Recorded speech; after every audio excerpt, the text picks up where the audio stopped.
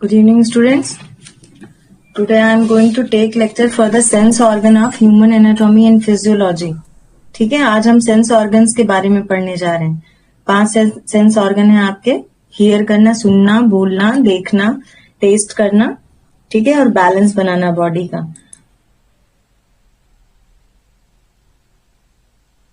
Test है ना, और स्किन, टच, टेम्परेचर। तो अभी मैं आपको स्लाइड शो करने जा रही हूँ। अगर स्लाइड शो होगी तो आप यस लिख दो, नहीं होती है तो आप नो लिखना है ना। देखो दिख रही है स्लाइड? हाँ बच्चों, यस, थैंक यू। और अब हम स्लाइड पे आते हैं फ्रॉम बिगिनिंग। ठीक है, देखिए आज हम लोग पढ़ने जा रहे हैं सेंसरी ऑर्गन। सेंसरी, संवेदना को समझने वाले। ठीक है, संवेदना किसी भी तरह की सेंस को। ठीक है, सेंस माने एहसास। ठीक है, चाहे वो किस तरह का स्वाद है, किस तरह की आवाज है, शेर की है, बिल्ली की है, चीते की है, कैसी सुगंध दुर्गंध है, कैसा टेस्ट है, गर्मी है, ठंडी है ना। और आप किसी धक्का आने पे कैसे अपने शरीर को एक स्थिर स्थिति में रखते हैं, गिरने से बचाते हैं। बैलेंस करना, सुनना, कान दोनों काम करने में मदद करता है, सुनने में भी और बॉडी को बैलेंस रखने में भी। तो यहाँ पे देखिए इन्होंने दिखाया टच। ठीक है, स्किन है इसका एग्जाम्पल।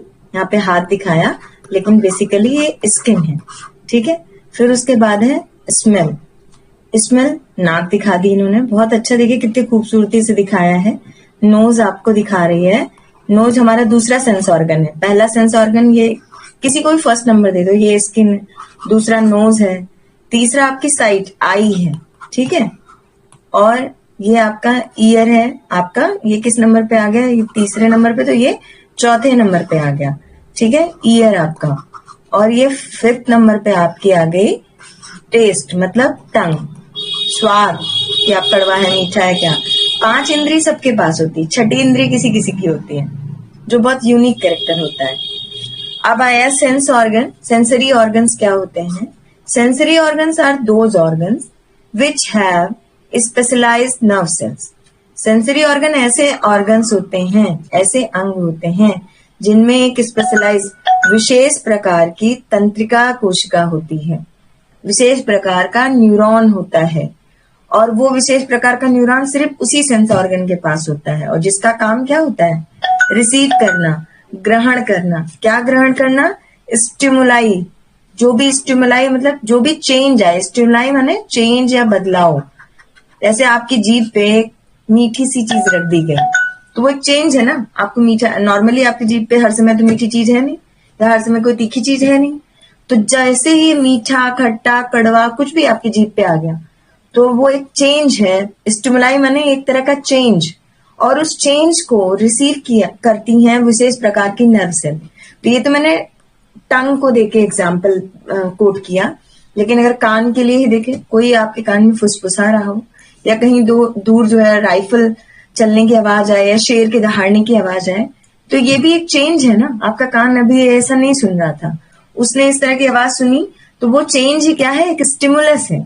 तो उस स्टिमुलस को, जिसको कान ने सुना, या जीभ ने महसूस किया, या नाक ने जिस खुशबू और दुर्गंध को महसूस किया, या स्किन ने जिस ताप या ठंडी गर्मी को सहा, ठीक है, ये सारे क्या हैं? उन सेंस ऑर्गन्स के द्वारा महसूस किए जाने वाले जो बदलाव हैं, उनको रिसीव कौन करती है? वो विशेष प्रकार की स्पेशलाइज्ड नर्व सेल। और कहाँ ले जाती है बच्चों? और फिर उस सिग्नल को, जो स्टिमुलाई है, उस स्टिमुलाई को कन्वर्ट करती है।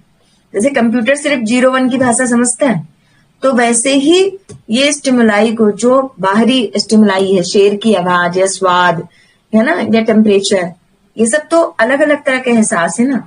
इन एहसासों की अलग तरह से कोडिंग करना बॉडी में, उन्हें कन्वर्ट करना, उस आवाज को ऐसे कन्वर्ट कर देना, या उस स्वाद को ऐसे कन्वर्ट कर देना कि नर्व इम्पल्स के भाषा के रूप में बदल देना, उनको आयंस की भाषा में बदल देना, इलेक्ट्रोकेमिकल की भाषा में बदल देना। क्योंकि न्यूरॉन किस चीज को समझता है? जैसे बिजली के तार में बिजली बहती है, वैसे ही न्यूरॉन में क्या बहते हैं? ये आपके आयंस फ्लो होते हैं। ठीक है, आयनिक कंडक्शन होता रहता है उसमें लगातार। सोडियम, कैल्शियम, है ना, मैग्नीज, पोटेशियम, ये सारे आयंस जो इसमें फ्लो होते हैं, उस भाषा में वो जो भी स्टिमुलस आता है उसको नर्व इम्पल्स की एप्रोप्रिएट, ये शब्द बहुत इंपॉर्टेंट है, एप्रोप्रिएट, उचित, कान के लिए जैसा होना चाहिए कान के लिए, आवाज के लिए, स्वाद के लिए जो होना चाहिए वो स्वाद के लिए, छूने के लिए जो होना चाहिए छूने के लिए, सुनने के लिए जो होना चाहिए सुनने के लिए। तो एप्रोप्रिएट मतलब जिससे जो संबंधित हो उसी उस स्टिमुलस को उसी के अकॉर्डिंग नर्व इम्पल्स में बदला जाता है। जहां तक आप समझ रहे हूं कि सेंसरी ऑर्गन वो विशेष ऑर्गन्स होते हैं जिनके पास विशेष प्रकार की तंत्रिका कोशिका होती है और वो तंत्रिका कोशिका उत्तेजक को ग्रहण करती है, स्टिमुलाई को, बदलाव को, और उस उत्तेजक को कन्वर्ट करती है एक उचित नर्व इम्पल्स में। क्योंकि जब तक वो नर्व के इम्पल्स में नहीं बदलेगा वो इंफॉर्मेशन जो सेंस ऑर्गन लेके आए हैं अपनी न्यूरोनल सेल के द्वारा, तब तक ब्रेन उसे समझ नहीं पाएगा, परसीव नहीं कर पाएगा, अंडरस्टैंड नहीं कर पाएगा, इंटरप्रेट नहीं कर पाएगा। ठीक है, next, following are the sensory organs. कौन कौन से हैं जो हम पीछे चित्र में भी देख चुके हैं। One, tongue to sense the taste, स्वाद लेने के लिए। Two, nose for perceiving sense of smell, सुगंध को पहचानने के लिए। ठीक है, तीसरी आपकी ear, sense of hearing and equilibrium. Equilibrium माने बैलेंस, बॉडी को ना एक बैलेंस में बना के रखना। ये थोड़ी ना कि हम लोग दाएं गिरते जा रहे हैं, बाएं गिरते जा रहे हैं, आगे गिरते जा रहे हैं, पीछे सीधे चलते हैं ना, तो वो बैलेंस बना के रखना और सुनने की क्षमता देना। फोर्थ नंबर पे आई साइट, साइट माने देखना, देखने की क्षमता देना। और क्या देख रहे हैं तो ये भी समझ पाए कि नदी देख रहे हैं, पहाड़ देख रहे हैं, बादल देख रहे हैं, है ना। तो ये इस तरह के इम्पल्सेस जो भी हम देखेंगे उस तरह का नर्व इम्पल्स हमारे ब्रेन पे जाएगा कि अभी हम ये देख रहे हैं, अभी हम ये देख रहे हैं। ठीक है, स्किन, स्किन किस लिए होती है? सेंस ऑफ टच, किस तरह का टच है, थप्पड़ पड़ रहा है, डंडे पड़ रहे हैं, मार पड़ रही है, प्यार मिल रहा है, प्यार से मां पुचकार रही है, कैसा टच है। प्रेशर, 10 किलो की गठरी आपने लाद रखी है। तापमान क्या है? ठंडा ताप, सियाचिन में आप जो रहते हैं सैनिक लोग, इतने बर्फ में रहते हैं, हाँ, वो टेम्परेचर है कि आप ऐसी जगह रह रहे हैं जहां बहुत गर्मी है, चिन्नी मिन्नी में चले गए। एंड ऑल्सो थर्मो रेगुलेशन, और बॉडी के तापमान को नियंत्रित करके रखना। कैसे? पसीना बहा के। और अगर ठंडी है तो पसीना नहीं बहाना है बल्कि और गर्मी पैदा करके। ठीक है, उस एडिपोज से, जो भी बॉडी में उपस्थित फैट है, उससे एनर्जी बना के गर्म करना शरीर को। और अगर गर्मी है तो पसीना निकाल के शरीर को ठंडा करना। तो थर्मो रेगुलेशन इस प्रकार से हुआ, तापमान नियंत्रण। Sensory organs contain receptors that relay information to the CNS. Sensory organs के पास रिसेप्टार्स होते हैं। ठीक है, पीछे भी हमने कल पढ़ा था कि रिसेप्टार्स ही होंगे, वही तो ग्रहण करेंगे उस सूचना को और फिर उसे रिले मतलब ट्रांसफर करेंगे किसके पास? ब्रेन या स्पाइनल कॉर्ड के पास।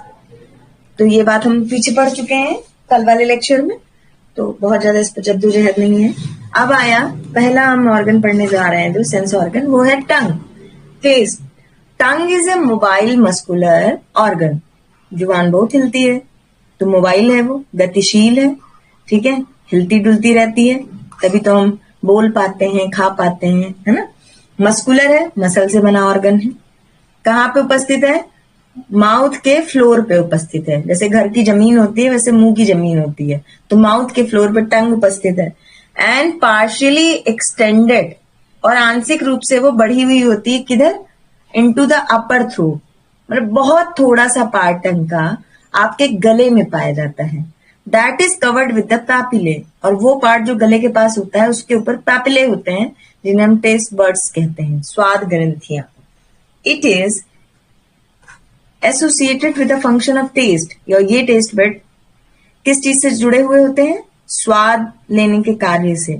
मास्टिकेशन एंड डेग्लूटिशन। मास्टिकेशन जैसे गाय लोग खाना चबाती नहीं रहती है ना, वो वाली, उसको कुछ कहते हैं गांव वाली भाषा में, मास्टिकेशन करना। और डेग्लूटिशन, निगलना गले में। ठीक है, तो ये सारे काम टंग करवाती है। Next, the movement of tongue is controlled by the muscles with in it and its surrounding. जो टंग का मूवमेंट होता है ना, वो कैसे कंट्रोल होता है? उसकी मांसपेशी के द्वारा। हम जब चाहें तो अपनी जुबान ना चलाएं, मुंह में जो खाना है ना चबाएं, ना घुमाएं मुंह के अंदर। ठीक है, तो क्योंकि मसल उसे कंट्रोल करती है, उस मूवमेंट को जो उसके अंदर उपस्थित है, उस टंग के अंदर। एंड इट्स सराउंडिंग, मतलब टंग की सराउंडिंग में जो मसल्स हैं वो टंग के मूवमेंट को कंट्रोल कर सकती हैं। कभी स्टॉप, कभी ऑन, मतलब ऑन ऑफ चलता रहेगा। मसल जब मन होगा चला सकते हैं, जब मन होगा उसे बंद कर सकते हैं। इट इज फॉलोइंग पार्ट्स, क्या क्या पार्ट्स हैं इसके? ओरल पार्ट जो कि मुंह के अंदर है, फेरेंजियल पार्ट टंग का जो कि गले में है, फेरिंग्स माने गला होता है, ये ध्यान रखिएगा। These parts are separated by a V shape sulcus, जिसे हम कहते हैं सल्कस टर्मिनल्स। ओरल पार्ट और फेरेंजियल पार्ट के बीच में एक वी शेप का, वी अल्फाबेट के शेप का एक सल्कस होता है ना, छल्ला मान लो एक तरह का, जिसे हम सल्कस टर्मिनल्स कहते हैं। अब देखिए यहाँ पे ये दिखाया इपीग्लॉटिस। इपीग्लॉटिस एक ढक्कन है जो आहार ट्रैकिया के ऊपर लगा रहता है कि खाना उसमें ना, वो हवा की पाइप में ना चला जाए, ठीक है। और ये लिंगुअल टॉन्सिल्स होते हैं, बहुत सुना होगा कि बच्चों में टॉन्सिल बढ़ जाते हैं, ये बहुत सुना होगा, छोटे बच्चों को बहुत टॉन्सिल बढ़ने की शिकायत हो जाती है और दर्द होता है गले में, कुछ निगल नहीं पाते हैं। पैलेटाइन टॉन्सिल्स हमेशा गले के पास ही बढ़ते हैं, कान के नीचे। और सर्कमलिंगुअल पैपिले जो टेस्ट बड्स करते हैं। फिर ये सल्कम टर्मिनल जो था, ये देखिए ये वाला पोर्शन, ये क्या करता है कि फेरेंजियल और ओरल, मतलब ये जो था फेरेंजियल और ओरल पार्ट को आपस में डिवाइड करता है टंग के, ठीक है। सल्कम टर्मिनल हमने पीछे पढ़ा था। बीच में टंग के बीच में एक सीधी सीधी लाइन होती है जिसे मीडियल लिंगल सल्कम कहते हैं, ठीक है। और यहाँ पे फंजीफॉर्म लिंगल सर्कल है, ये वाला पोर्शन, ठीक है। और ये अपेक्स है, नुकीला पोर्शन टंग का। और यहाँ पे फिलीफॉर्म लिंगल पैपले हैं, पैपले टेस्ट बड्स होते हैं, और सरकम लिंगल पैपले हैं, ठीक है। कहा सरकम लिंगल यहाँ है और फिलीफॉर्म यहाँ आगे की तरफ है, तो ये भी स्ट्रक्चर इंपॉर्टेंट है, आप बना सकते हैं। अब आया anatomy and physiology. Anatomy and physiology में अगर हम देखें टंग की, टंग एक मोबाइल मस्कुलर ऑर्गन है, ठीक है। मोबाइल भी है, गतिशील है, मसल्स का बना हुआ है। ये ओरिजिनेट कहाँ से होता है? फ्लोर ऑफ द माउथ से ओरिजिनेट होता है। एक्सटेंड कहाँ तक होता है? इनटू द अपर थ्रोट, कहाँ तक जाके खत्म होता है? थ्रोट के ऊपरी हिस्से में। और अटैच किससे होता है? एक हाइड बोन होती है, ठीक है, आपके स्कल के अंदर हाइड बोन होती है छोटी सी, with hyoid bone and mandible. Tongue आपके हाइड बोन नाक के पास नीचे को स्कल की होती है, और मैंडिबल दाढ़ी वाली हड्डी, ठीक है, उससे जुड़ा हुआ होता है टंग आपका। मैंडिबल मैक्सिला मैंडिबल, हाँ मैंडिबल दाढ़ी वाली हड्डी, यहाँ पे आपकी दाढ़ियां आती हैं, लोअर जॉ, इससे ही अटैच होती है टंग। फिर next, the bumps on the tongue are called papillae. जो उभार सी संरचनाएं टंग्स के अंदर होती हैं उन्हें हम क्या कहते हैं? पैपिले, या क्या कहते हैं? फ्रॉम लैटिन रूट मीनिंग है पैपिले का मतलब निपल, मतलब उभरी हुई कोई संरचना। And this vary in shape and location are associated with taste bud. और ये संख्या में कम ज्यादा आकार में बदलाव होता है इनकी लोकेशन के अनुसार। टंग में अलग अलग जगह पे पाई जाने वाली टेस्ट बड का आकार अलग अलग है। आगे की तरफ पाई जाने वाली टेस्ट बड्स की शेप अलग है, पीछे की तरफ पाई जाने वाली टेस्ट बड की शेप अलग है। Third point, the taste buds are sac like oval shaped structure located primarily on tongue, ठीक है। जो टेस्ट बड सैक जैसे होते हैं, ऐसे ऐसे ऐसे ऐसे, ठीक है, इस तरह की संरचना होते हैं। सैक ओवल शेप्ड अंडाकार आकृति के सैक नुमा संरचना होते हैं। इनकी जो साइज होती है 50 माइक्रोमीटर होती है ना, बहुत छोटा होता है। और ये कहाँ उपस्थित होते हैं? मुख्यतः ये टंग पे उपस्थित होते हैं। इनका काम क्या है? Taste buds which help in tasting of food.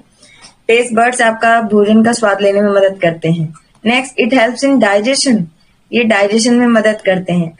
As it will help in making the food in pieces, ठीक है। और ये क्या हेल्प करते हैं? It making the food into pieces, मतलब छोटे छोटे टुकड़ों में से बदलते हैं और फिर कन्वर्ट करते हैं बोलस में। बोलस माने लुगदी जैसा, खाने को इतना गीला लुगदी जैसा बना देना, बहुत मतलब थोड़ा मुलायम बना देना, ठीक है। पूरी तरह से पिस तो जाएगा नहीं मुंह में, लेकिन फिर भी वो सॉफ्ट हो जाएगा, बोलस बन जाएगा लुगदी जैसा कि गले से निगल सके। कड़ी चीज गले से नहीं निगल सकते, तो ये इस टंग का काम है, स्वाद लेना और खाने को छोटा टुकड़े में करना और बोलस बनाना। थर्ड, ये बोलने में भी मदद करती है, स्पीच में। Different positioning help in better air passage. और इसकी अलग अलग, जैसे सीटी बजाने के लिए जीभ को एक विशेष प्रकार से तो घुमाते हैं तो एयर उसमें क्रॉस होती है, तो फिर वो आवाज निकलती है।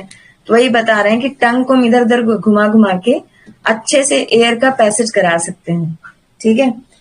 इतने काम हो गए इसके। अब आया ईयर, बच्चों, कान। ह्यूमन के पास एक पेयर ईयर होता है, 2 ही तो कान होता है हम लोग के पास। ये इसका काम क्या है? इक्विलिब्रियम, बैलेंस बना के रखना, बॉडी को सीधा रखना और सुनने का। सुनने के लिए जो विशेष नर्व होती है वो 8 नंबर की होती है, जिसका नाम है ऑडिटरी नर्व। एनाटॉमी इसकी क्या है? ईयर की एनाटॉमी सबसे पहले है नंबर 1 पे आउटर ईयर या पिन्ना जिसे कहते हैं, दूसरा मिडिल ईयर और तीसरा इनर ईयर। ठीक है, एक सेकेंड, तीसरा जो है आपका इनर ईयर है। अब आया नेक्स्ट आउटर ईयर का, देखो क्या काम है। आउटर ईयर में पिन्ना आता है, ठीक है, आउटर ईयर में पिन्ना आता है, एक्सटर्नल ऑडिटरी कैनाल या मीटस आती है और टिम्पैनिक मेम्ब्रेन आती है। 3 चीज आती है। आउटर ईयर के पास 3 पार्ट है। Pinna, it is the outer most part, देखो शायद स्ट्रक्चर है यहाँ सामने, देखो ये पिन्ना है, ठीक है, ये वाला पोर्शन पिन्ना है। ये एक्सटर्नल ईयर कैनाल है, जो कान का छेद है, जिसमें तुम लोग बहुत वो कान खोदने का बहुत बीमारी होता है ना लोगों को, कुछ लोग करते हैं। और इधर होती है टिम्पैनिक मेम्ब्रेन, ठीक है। ये हड्डियां होती हैं कान की, मैलियस, इनकस, स्टेपीज, ठीक है, 3 हड्डियां होती हैं, ठीक है। ये टिम्पैनिक मेम्ब्रेन है, ये वाली। एक्चुअली क्या होता है देखो कान में, जैसे पिन्ना क्या करता है, वो घुमावदार संरचना है, जो भी ध्वनि हुई उसको रोटेट करा करा के इस छेद में पहुंचाती है। इस छेद को कहते हैं ईयर कैनाल। जब ईयर कैनाल में वो आवाज जाती है तो यहाँ पे झिल्ली हिलती है, झिल्ली उस आवाज से हिलती है, और जब उस वाइब्रेशन से झिल्ली हिलती है तो ये हड्डियां हिल जाती हैं, है ना। इनकस, मैलियस और स्टेपीज, ठीक है। मैलियस ये है और यहीं पे इनकस लगी हुई होती है, इनकस, मैलियस और स्टेपीज। तो ये जो हड्डियां होती हैं, इनके हिलने से ये हिलता है। असली मुद्दा इसका है इनर ईयर का, ठीक है, इनर ईयर का पोर्शन है ये, क्योंकि यही ध्वनि को रूपांतरित करता है नर्व इंपल्स की भाषा में, जिससे ब्रेन समझ पाता है हम क्या आवाज सुन रहे हैं। तो इसके हिलने से ये जैसे सीपी जैसा नहीं लग रहा है, जो समुद्री जीव होता है घोंगा जैसा, तो इसमें क्या होता है, इसमें फ्लूइड भरा रहता है। तो इस वाइब्रेशन, इस तरंग की वजह से इसके अंदर के फ्लूइड जो है हिलने लगते हैं, और फ्लूइड के हिलने से जो आवाज तरंग बनती है, उस तरंग को नर्व इंपल्स की भाषा में बदल के ब्रेन तक ले जाते हैं, और तब जाके हम आवाज सुन पाते हैं। तो पीछे हम ये बता दें, पिन्ना आउटर मोस्ट पार्ट है, जो आप चित्र में देख लीजिए। It has very fine hair and glands, कान में छोटे छोटे बाल होते हैं और ग्लैंड्स, ग्रंथियां होती, तभी तो कान में खून हो जाता है। लेकिन कभी कान खोदना नहीं चाहिए, अपने से कभी सफाई नहीं करनी चाहिए, कान की सफाई करनी ही नहीं चाहिए, क्योंकि कान का इन्फेक्शन सालों साल नहीं ठीक होता है, बहरे भी हो जाएंगे, और कान में कभी पानी भी नहीं जाना चाहिए। फिर द ग्लैंड सिक्रीट वैक्स, और ये जो ग्रंथियां होती हैं इसमें उससे वैक्स निकलता है, चिपचिपा पदार्थ निकलता है।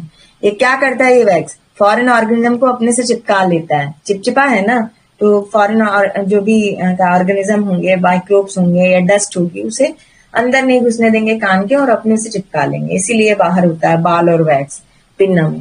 फिर नेक्स्ट है एक्सटर्नल ऑडिटरी कैनाल या मीटस। ये कनेक्ट किससे होती है? पिन्ना से। कहाँ पे कनेक्ट होती है? आउटर साइड पे, ठीक है। एक्सटर्नल ऑडिटरी कैनाल किससे कनेक्ट होती है? पिन्ना से बाहर की तरफ। और ये कहाँ तक जाती है?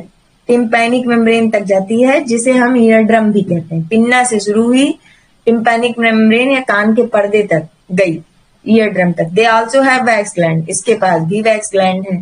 फिर तीसरी आई टिम्पैनिक मेम्ब्रेन या ईयर ड्रम या कान का पर्दा is made up of connective tissue, ये कनेक्टिव टिश्यू से बना होता है। स्किन कवर करती है outer portion from inside. Skin क्या कवर करती है बच्चों? आउटर पोर्शन जो होता है अंदर से, उसे क्या कहते हैं, इनसाइड से स्किन कवर करती है आउटर पोर्शन को, टिम्पैनिक मेम्ब्रेन, ठीक है, उसे कवर कर लेती है इनसाइड वाले पोर्शन को, बाहर की चीजें अंदर नहीं आने देती। It covered mucous membrane, mucous membrane को भी स्किन कवर कर लेती है। इस तरह से वो सुरक्षित होती है, आपका टिम्पैनिक मेम्ब्रेन या ईयरडम वाला पोर्शन। पिन्ना क्या रिसीव करता है? साउंड को in the form of vibration, ध्वनि तरंग ली इसने। फिर ये साउंड में वेव रीच होते हैं, वाइब्रेट होते हैं, हिलते डुलते हैं, जिससे ईयर ड्रम हिलता है। ईयर ड्रम कौन? कान की झिल्ली या पर्दा। और फिर क्या होता है, और ये कैसे कान का पर्दा हिलता है? क्योंकि वो ध्वनि आती कैसे है?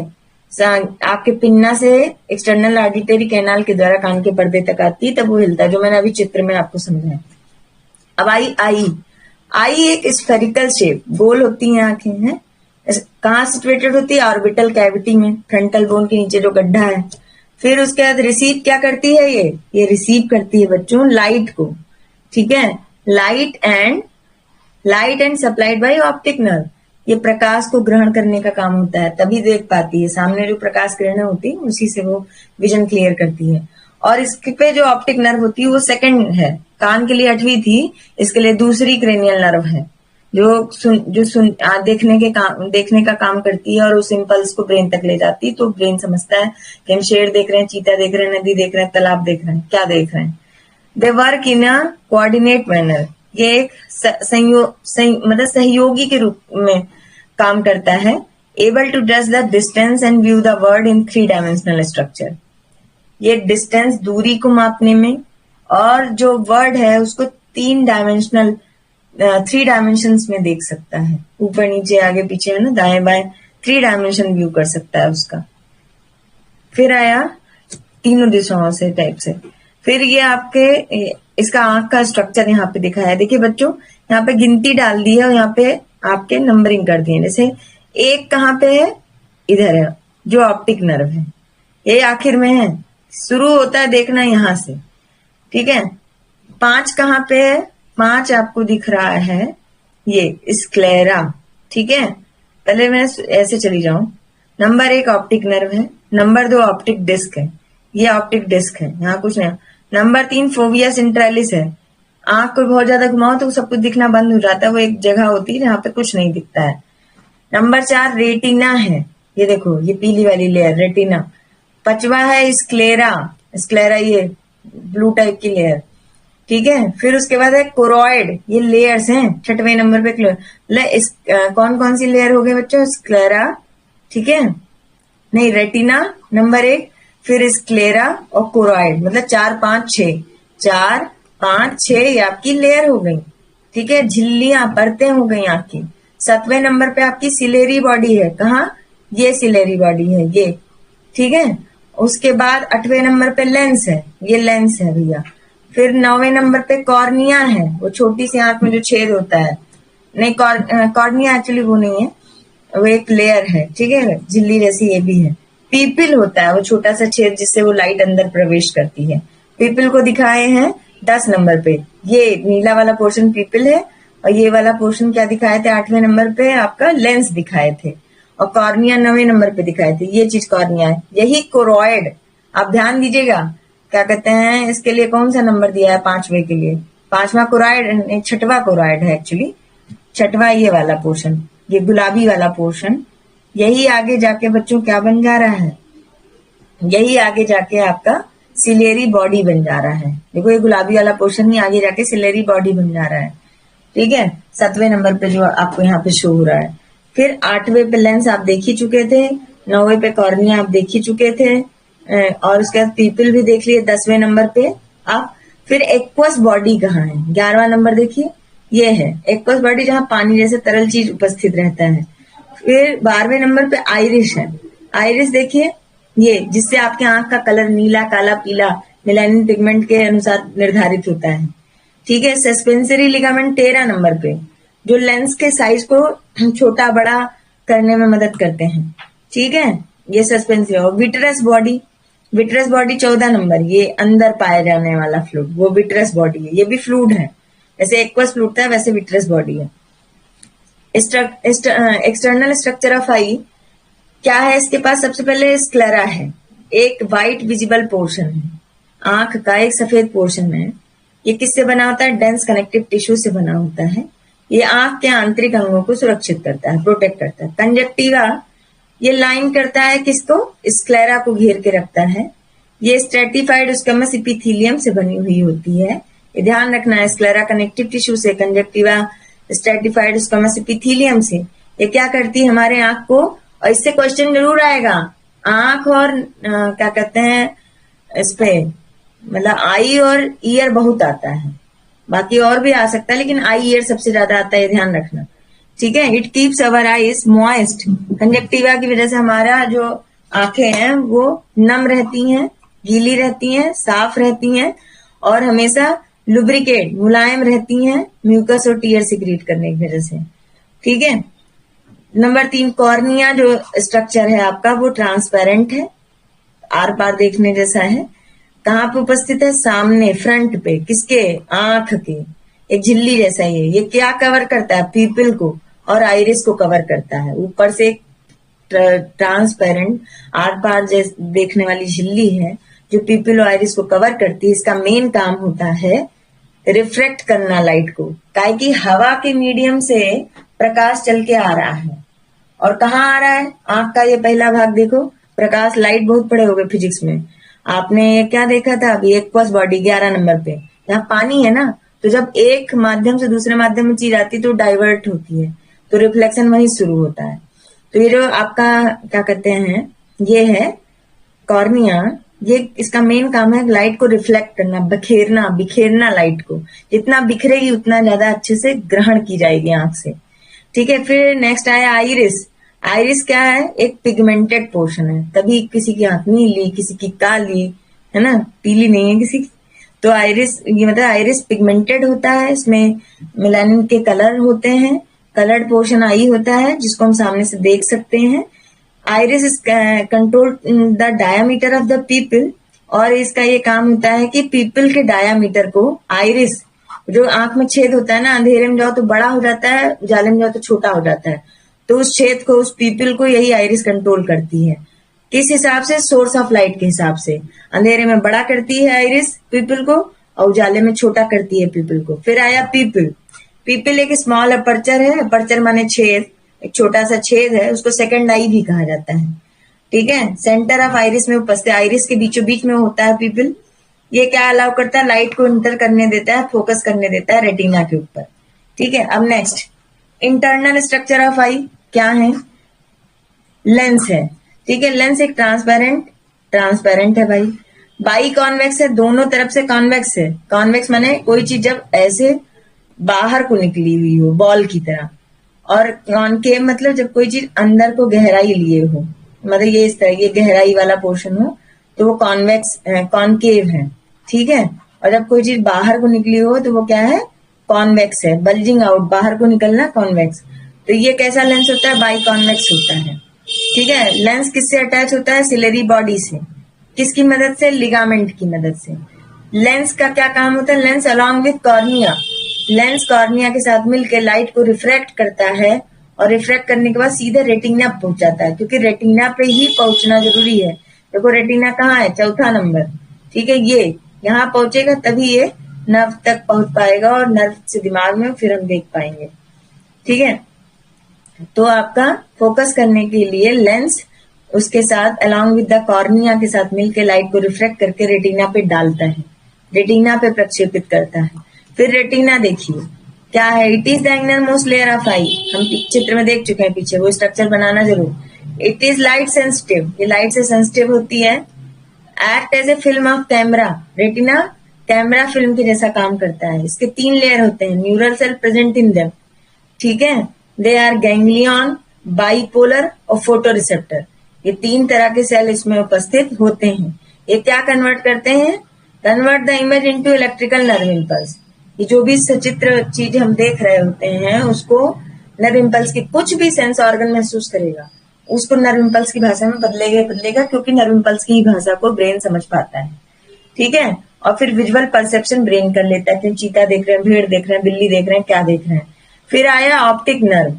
ऑप्टिक नर्व जो होती है ये कहाँ उपस्थित होती है? लोकेट होती है पोस्टीरियर पोर्शन ऑफ आई पे। ऑप्टिक नर्व आंख के पिछले हिस्से में होती है। ऑप्टिक नर्व क्या कैरी करती है? नर्व इम्पल्स जो भी आंख ने देखा है उस सूचना को ग्रहण करती है, रेटिना से लेती है। क्योंकि रेटिना पे ही सारी लाइट रिफ्लेक्ट होकर जानी होती है, सारा काम यही होता है कि रेटिना पे डालो उस चित्र को, उस प्रकाश को। फिर वो प्रकाश जो आया है उस प्रकाश को रेटिना ग्रहण करने के बाद ऑप्टिक नर्व को देती है। ऑप्टिक नर्व उस प्रकाश को कन्वर्ट करता है नर्व इम्पल्स में। फिर ह्यूमन ब्रेन परसेप्शन माने समझ जाता है कि वो क्या देख रहा है। ठीक है, फिर आया एक्वस ह्यूमर। बच्चों एक्वस ह्यूमर एक वाटर का फ्लूइड है, ये कॉर्निया और लेंस के बीच में उपस्थित होता है। ये पोषण देता है आंख को और उसे इन्फ्लेट करता है, फुला के रखता है। ठीक है, विट्रस ह्यूमर क्या है? जो अंदर उपस्थिति है ट्रांसपेरेंट जेली लाइक सब्सटेंस है। जेली सब लोग जानते हो कैसा होता है।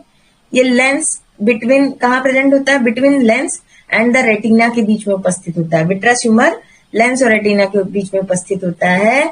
इसमें 99% पानी होता है, कोलेजन होता है, प्रोटीन होता है। पानी 99% है और 1% में बाकी ये दोनों चीजें, कोलेजन प्रोटीन। मेन फंक्शन है विट्रस ह्यूमर का कि प्रोटेक्ट करना आंख को, मेंटेन इट्स स्फेरिकल शेप और उसकी गोल आकृति को बना के रखना। ठीक है, नेक्स्ट, अब जैसे यहाँ पे इन्होंने दिखाया है आंख के साथ कि ये ट्रॉक्लिया है। ठीक है, ये स्ट्रक्चर आपकी मर्जी, आप बनाना चाहें तो बनाएं, छोड़ना चाहें तो छोड़ भी सकते हैं, आपकी इच्छा है। फिर सुपीरियर ऑब्लिक मसल, ये सारी मसल्स हैं बच्चों। ठीक है, superior rectus muscle, annulus of Zinn, lateral rectus, medial rectus, inferior rectus और इंफीरियर ऑब्लिक। अब ये मसल क्या करती हैं? आंख को जो चारों तरफ नचाते हैं ना, दाएं बाएं ऊपर नीचे आगे पीछे, इसी से, इन्हीं मसल्स के द्वारा। तो ये आंख में पाई जाने वाली मांसपेशियों के नाम है। फिर आया स्किन। स्किन एक लार्जेस्ट ऑर्गन है ह्यूमन बॉडी का। ये क्या, it is an impressive and vital organ. ठीक है, इम्प्रेसिव भी है भाई, स्किन आकर्षण देता है, और मुख्य ऑर्गन है क्योंकि हमारे शरीर को सुरक्षित रखता है। ये फ्लेसी सरफेस विद हेयर है। स्किन एक गुदगुदी सी होती है ना, फ्लेसी मांसल होती है, और उसके ऊपर हेयर्स होते हैं, तंत्रिकाएं, नर्व होती हैं, ग्रंथियां होती हैं, नाखून होते हैं। ठीक है, और it consist of hair follicles, hair follicle भी होते हैं, रोम कूप होते हैं, which anchor hair stand into the skin, जिसकी वजह से, हेयर फॉलिकल की वजह से वो स्किन के ऊपर खड़े हो पाते हैं बाल आपके। It act as a barrier between outside and inside environment. Skin इस बॉडी के आंतरिक अंगों को बाहरी वातावरण से बचाती है। The skin has different thickness and texture. इसकी चौड़ाई और टेक्सचर, हर जगह की चमड़ी एक जैसी नहीं होती है। गदेली की अलग है, पैरों की गदेली की अलग है, और क्या कहते हैं, आपके गाल की अलग है, लिप्स की अलग है। हर जगह की स्किन का टेक्सचर और थिकनेस अलग होता है। Skin under the eyes is as a thin as paper. आंख के नीचे की जो स्किन होती है ना, वो इतनी पतली होती है जैसे पेपर की तरह, बट इज थिक। लेकिन ये थिक कहाँ पे है? आपकी एड़ी पे, फीट, पैरों की एड़ी पे और पाम पे। ठीक है, आपके पैरों पे। The skin acquires an area of 20 square feet. 20 square feet का एरिया ग्रहण करती है body surface. Structure of skin देखिए, it provide protective covering throughout our body, हमारे पूरे शरीर को सुरक्षा देती है। Act as the body's initial barrier, ये बॉडी के इनिशियल बैरियर की तरह काम करती है, और एक्सटर्नल हार्मफुल सब्सटेंस से, फॉरेन पार्टिकल से बचा के रखती है। The here is made up of protein called keratin. जो हेयर इस पे उपस्थित होते हैं स्किन पे, वो केराटिन से बने हुए होते हैं। And the same protein keratin is found in the hoofs, horns, clause, nails of other animal. जो सीइंग विंग होती है ना आपके जानवरों की, क्लॉज होते हैं, दांत निकले होते हैं, नेल्स होते हैं, तो ये इसी केराटिन, मतलब इतना हार्ड होता है केराटिन कि वो सींग भी बना सकता है, नाखून भी बना सकता है। तो अदर एनिमल में ये hoof, corn, clause, nails of animals के रूप में अदर एनिमल्स में मिलते हैं। यही केराटिन प्रोटीन से बने हुए आपके hair. The structure of skin is made up of 3 layers. एक है एपिडर्मिस, दूसरी है डर्मिस और तीसरी है हाइपोडर्मिस। ठीक है, यहाँ पे इन्होंने दिखाया ये पोर्शन एपिडर्मिस, बीच वाला डर्मिस, सबसे अंदर हाइपोडर्मिस। ठीक है, हाइपोडर्मिस के ऊपर ये नर्व है आपकी। ठीक है, ये स्ट्रेटम कॉर्नियम, ये स्ट्रेटम लुसिडम, एपिडर्मिस के पार्ट्स हैं ये। ठीक है, और ये स्ट्रेटम ग्रैनुलोसम, फिर ये स्ट्रेटम स्पाइनोसम। ठीक है, और ये बेसल लेयर, मतलब ये जितना पार्ट है ये किसका है? एपिडर्मिस का है। और यहाँ पे मेलानोसाइट्स भी हैं, जिससे आपकी स्किन गोरी और काली होती है।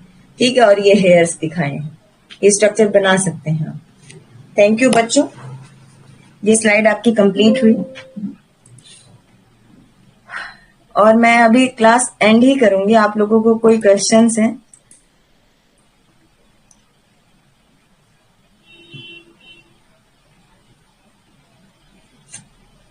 कोई क्वेश्चन है आपके बच्चों?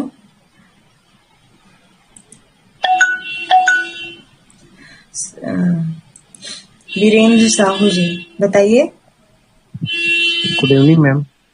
हाँ, गुड इवनिंग बेटा। मैम, एग्जाम पेपर चेकर वो ग्रामर फिजियोलॉजी सपोज याद नहीं आता है, अपने सेंटेंस बना के लिखता हूँ, तो ग्रामर कितना इम्पोर्टेंट है मैम? ग्रामर इम्पोर्टेंट इतना नहीं है, तुम टेंस वेंस गलत भी लिख दोगे कोई नहीं, बात समझ में वो समझ लेंगे। जो कॉपी चेक करते हैं वो सिर्फ कंटेंट पे जाते हैं कि वो जो कहना मैम चाहेगा वो सब समझते हैं कि अपना इंडिया है, ये जी मैम। इंग्लिश थोड़ी बहुत गलत करेगा, हम लोग हिंदी वाले हैं। इस बार मैम अगर आप अब सही जैसे चित्र बना रहे हैं, सही सब कुछ बना रहे हैं, नंबर नहीं कटेंगे।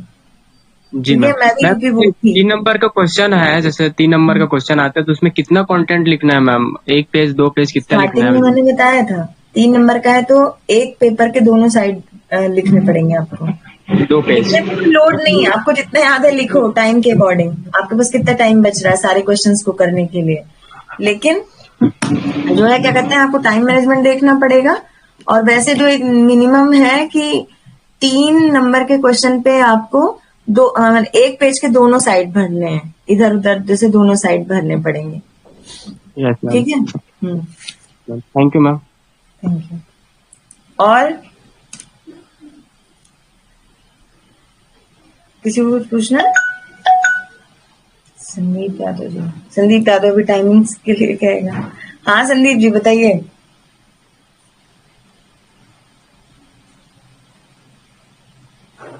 संदीप,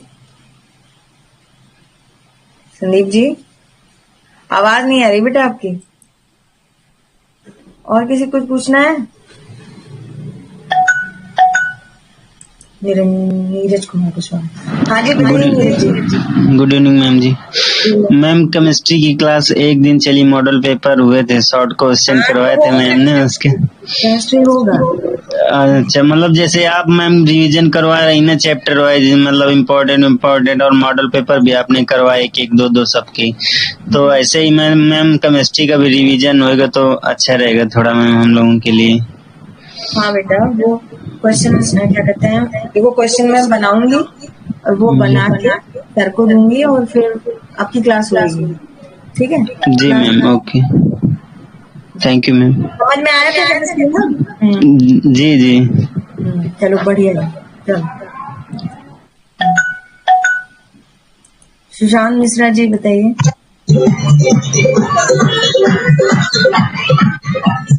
जी सुशांत।